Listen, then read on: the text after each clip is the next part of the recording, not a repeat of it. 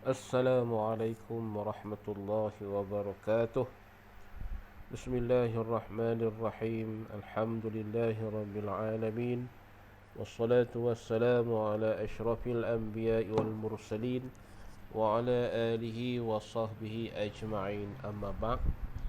Alhamdulillah, kita panjatkan kesyukuran kepada Allah Subhanahu wa taala kerana masih diberikan kesempatan kepada kita untuk dapat sama-sama kita meneruskan lagi pengajian bacaan ayat-ayat suci Al-Quranul Karim. InsyaAllah pada kali ini kita akan menyambung lagi bacaan daripada surah Al-Balad, iaitu bermula daripada ayat 6 sehinggalah ayat 10. InsyaAllah sekiranya dah bersedia, maka marilah sama-sama kita memulakan bacaan, dan di samping itu kita akan membincangkan hukum-hukum tajwid dan juga makna-makna ayat. A'udzu billahi minasy syaithanir rajim. Bismillahirrahmanirrahim. Yaqulu ahlaktu malan lubada. Yaqulu ahlaktu malan lubada. Dalam ayat yang dibacakan tadi, dari segi hukum tajwid, kita lihat hukum nun mati dan tanwin. Dalam ayat ni terdapatnya baris tanwin pada malan lubada. Di situ kedudukan baris fathatain, atas bawahnya tidak sama. Kemudian selepas itu terdapat huruf lam, yang mana huruf lam adalah huruf idgham bila gunnah.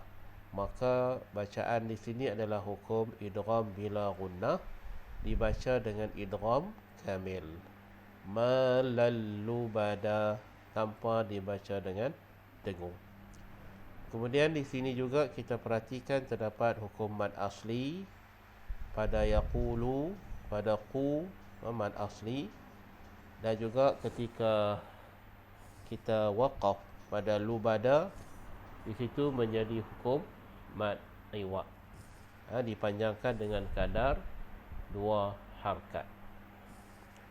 Baik, dalam ayat ini juga kita lihat adanya sebutan huruf kaf. Kaf adalah huruf hamas ataupun mahmus. Jadi kaf di sini kita tak perlu tekankan terlalu kuat sehingga menjadi qalqalah. Sebab kaf bukan huruf qalqalah, cuma kita bagi dia berangin sedikit. Ahlaktuma, ahlaktuma.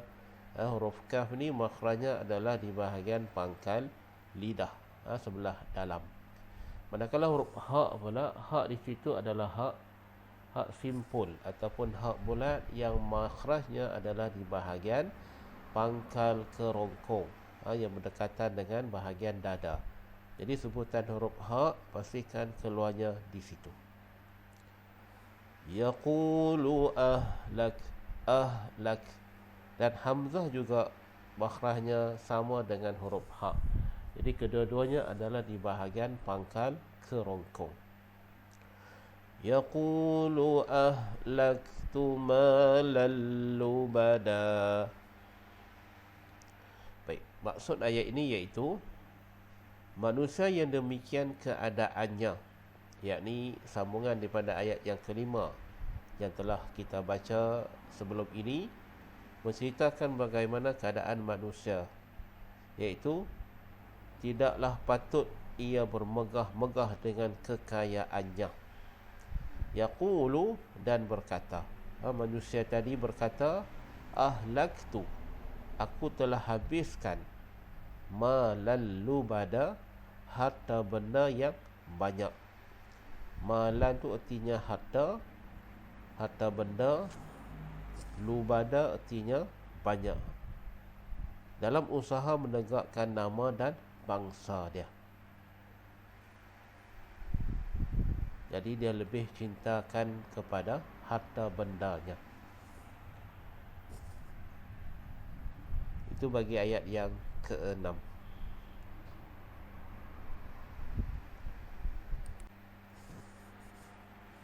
ayat yang ketujuh. Ayahsabu an lam yarahu ahad. Ayahsabu an lam yarahu ahad.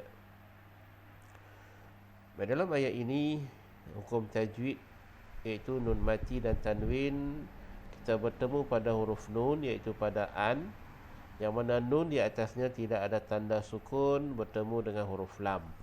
Jadi kita dah tahu dah, kalau huruf lam adalah huruf idgham bila gunnah.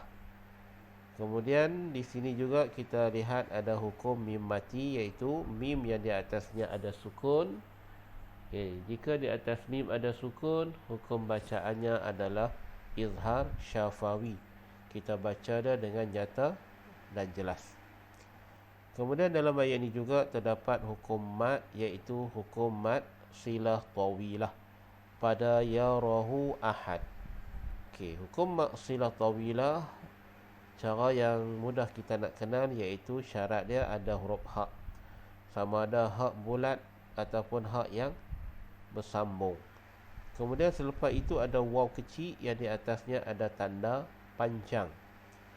Selepas waw kecil itu terdapat huruf hamzah. Jadi sekiranya cukup ketiga-tiga tanda itu, maka hukumnya adalah mat silah tawilah. Jadi hukum bacaannya adalah 4 ataupun 5 harkat. Begitu juga sekiranya kita waqaf, dan kita waqaf pada ahad, maka ahad itu menjadi qalqalah kubra. Sebab qalqalah kubra ni dia berlaku ketika waqaf, dan syarat dia di atas huruf qalqalah itu tidak ada syaddah. Kalau ada syaddah, maka hukum bacaannya adalah qalqalah akbar. Baik, satu lagi perlu diingatkan sebutan huruf ha. Ha di sini kita kena bacanya dengan ha pedas, iaitu ha makhrajnya di bahagian tengah kerongkong. Ayahsabu, ayahsabu. Jangan bunyi ayahsabu. Kalau bunyi ayah, maksudnya makhrajnya di dada, yakni di tengah kerongkong. Ayahsabu. Ayahsabu an lam yarahu ahad. Baik, dalam ayat yang ketujuh ini maksudnya iaitu ayahsabu, adakah ia menyangka, alam yarahu, bahawa tidak ada sesiapa pun yang melihatnya. Alam yarahu tu dia menyangka tidak ada orang yang melihat. Ahad tu seorang pun, dia tidak ada sesiapa pun yang melihatnya. Dia menyangkaan begitu, sangkaannya begitu, dan mengetahui tujuannya menghabiskan harta bendanya itu. Dalam ayat ni kita lihat dari segi makna kalimahnya, iaitu pada alam yarahu, iaitu tidak ada sesiapa pun yang melihatnya. Itu bacaan ayat yang ketujuh.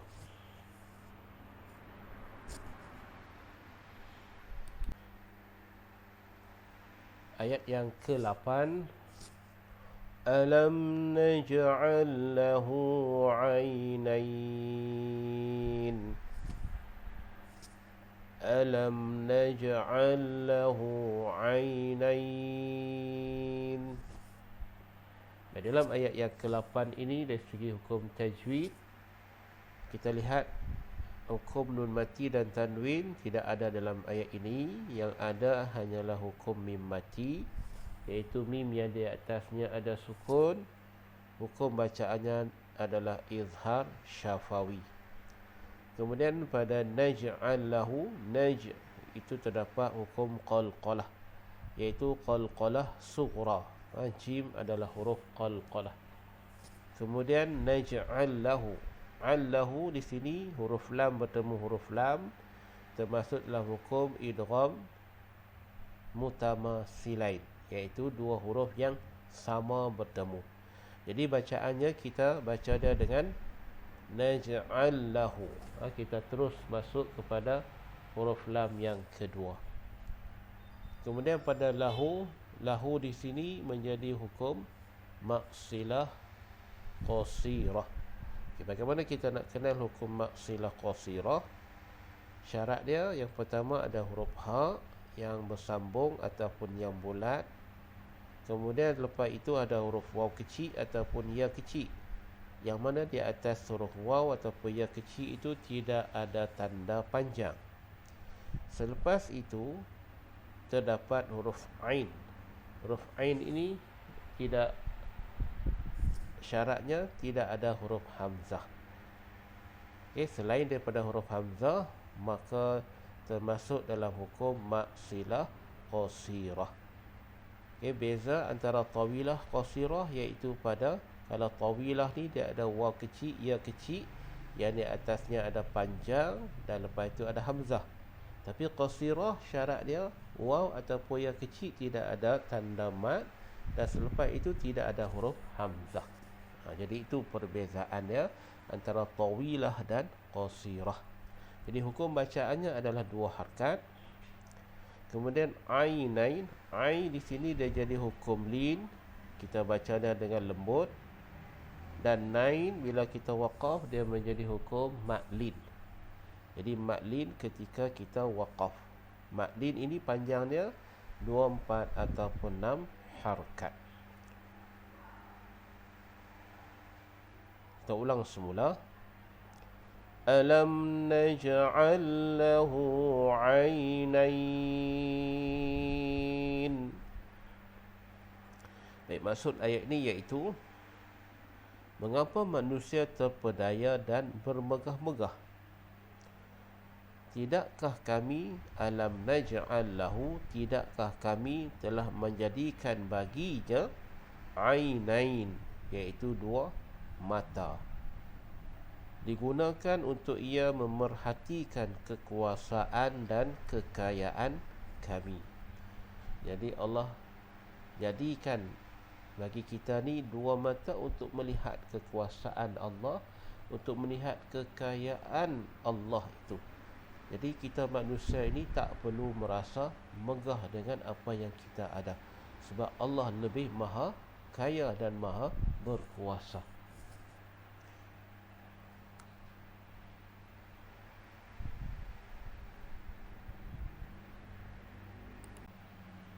Ayat 9. Walisanan wa syafatain. Walisanan wa syafatain. Dalam ayat 9 ini hukum tajwid yang ada iaitu pada baris tanwin, pada nawwa situ ada fathatain bertemu dengan waw. Jadi waw adalah huruf idgham ma'al gunnah. Jadi hukum bacaannya adalah dengung dua harakat. Walisanan wa syafatain. Baik, ketika waqaf pada syafatain dibaca dengan hukum mad lin. Jadi mad lin ini dipanjangkan dengan kadar 2, 4 ataupun 6 harakat. Jadi biasanya kita ambil 6 harakat ketika waqaf. Baik, bagaimana kita nak mengenal hukum lin?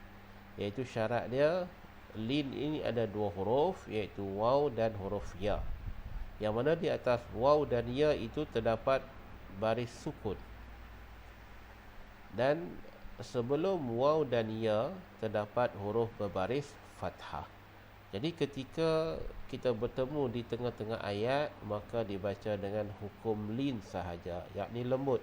Tapi ketika waqaf, maka dinamakannya mad lin sebab kita kena panjang. Jadi di sini kita perhatikan terdapat huruf ya. Ya yang mana di atasnya ada tanda sukun. Itu adalah huruf lin. Sebelum ya itu ada huruf ta. Ta pula berbaris fathah. Jadi dah cukup dah syarat lin tu. Dan dia berlaku ketika waqaf, maka dinamakannya mad lin. Itulah cara kita nak mengenal hukum maklin. Kita ulang semula. Walisanan wa syafatain. Maksudnya iaitu walisanan, dan Allah jadikan lidah, wa syafatain, serta dua bibir. Syafatain ni dua bibir, untuk ia menyempurnakan sebahagian besar dari hajat-hajatnya. Jadi Allah bagikan dua bibir dan juga lidah untuk menyempurnakan segala hajat-hajat manusia itu.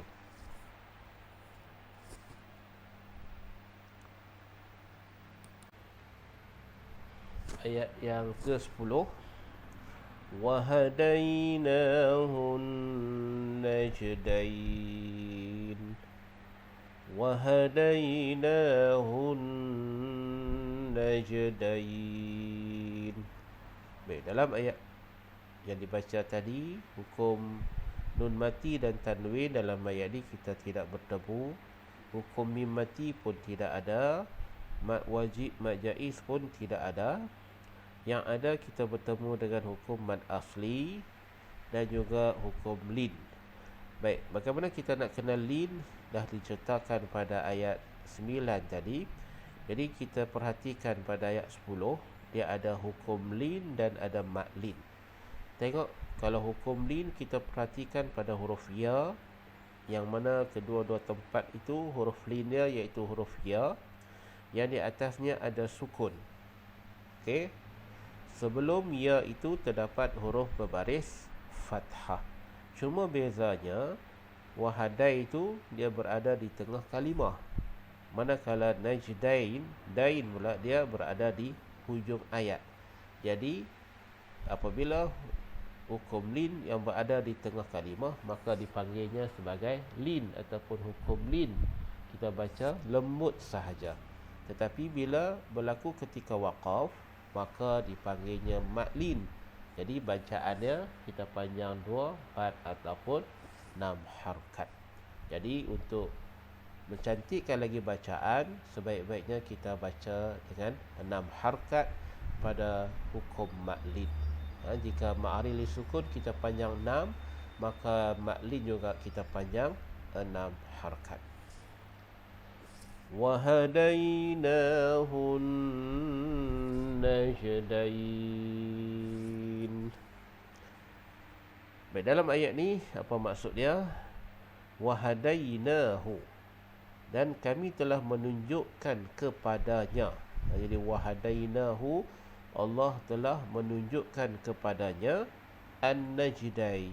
An-najdain artinya dua jalan, yakni jalan kebaikan untuk dijalaninya dan jalan kejahatan untuk dijauhinya. Alhamdulillah, kita dah selesai untuk bacaan pada kali ini daripada ayat 6 sehinggalah ayat 10. Dan insya-Allah kita akan membacanya bersama-sama sekali lagi daripada ayat 6 sehinggalah ayat 10.